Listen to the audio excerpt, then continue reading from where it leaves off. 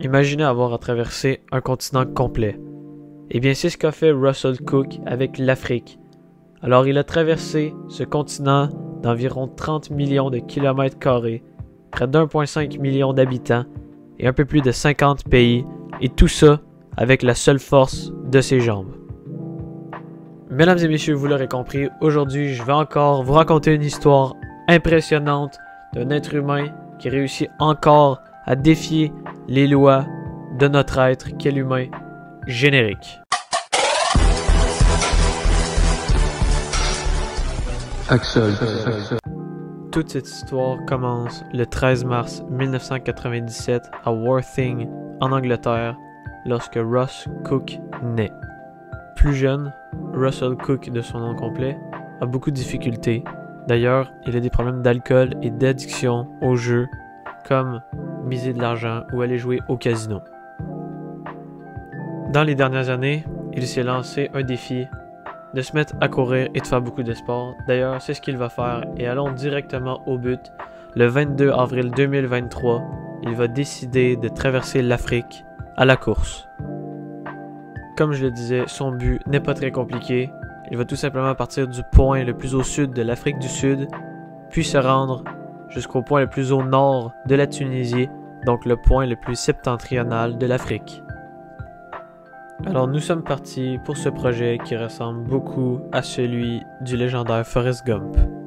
Après avoir traversé l'Afrique du Sud et la Namibie en 50 jours, il va arriver en Angola et là, tout ne va pas se passer comme prévu. Il va se faire voler, lui et son équipe, des appareils photo, son téléphone, de l'argent, des passeports.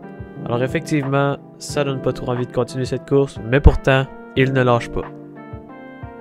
Suite à ce problème, Russell Cook et son équipe seront escortés par la police angolaise et vont devoir mettre en pause leur projet pour avoir les visas nécessaires pour aller dans la République démocratique du Congo, puis au Congo, autrement appelé le Congo-Brazzaville. Lorsqu'il reprend la course, puisqu'il a eu ses visas, il arrive enfin au Congo, et là, lui-même le cite: « Je vais être honnête, les derniers jours ont probablement été parmi les plus difficiles de ma vie. J'ai été séparé des garçons et de la camionnette de soutien. » Alors, il a été enlevé par des gens au Congo. Ce sont en réalité des hommes armés de machettes, donc des terroristes ou du moins des gens qui ne lui veulent pas du bien, qui vont alors le mettre à l'écart des pistes et des routes qu'il suivait.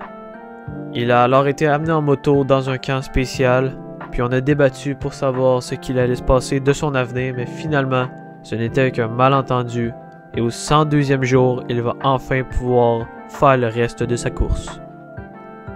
Il va alors traverser plusieurs autres pays africains, tels que le Cameroun, le Nigeria, le Bénin, le Togo, la Côte d'Ivoire, la Guinée. En gros, il a fait tout le sud de l'Afrique et le centre. Il lui reste maintenant probablement l'épreuve la plus difficile, le Sahara. Évidemment, traverser simplement le Sahara est trop facile. Une fois arrivé en Mauritanie, il se fait dire qu'il n'a pas le bon visa pour aller en Algérie et sa course est encore mise sur pause. Une fois ce visa acquis, enfin, il va pouvoir traverser le Sahara et ça, il le fait de nuit puisque sinon c'est tout simplement impossible avec la chaleur du désert. Il arrive enfin en Tunisie pour son sprint final et arrive enfin à la partie la plus septentrionale de l'Afrique. C'est donc avec une longue barbe rousse, de longs cheveux, beaucoup d'argent amassé pour des associations caritatives. En fait, il est accueilli en héros en Tunisie puisqu'il a parcouru plus de 16 000 km à la course. Notre coureur a réussi à amasser près de 600 livres sterling, donc presque $1 million canadiens pour des associations caritatives.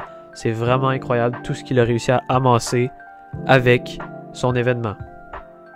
Je voulais vous parler de cette histoire puisque cet homme a mis son corps à l'épreuve encore une fois. C'est une histoire où l'humain réussit à dépasser ses propres limites et Russell l'a fait d'une superbe manière en traversant l'Afrique à la course, donc 16 000 km. Alors si vous avez des défis, Donnez-vous les moyens de le faire. Vous êtes capable. C'était Axolt. Générique.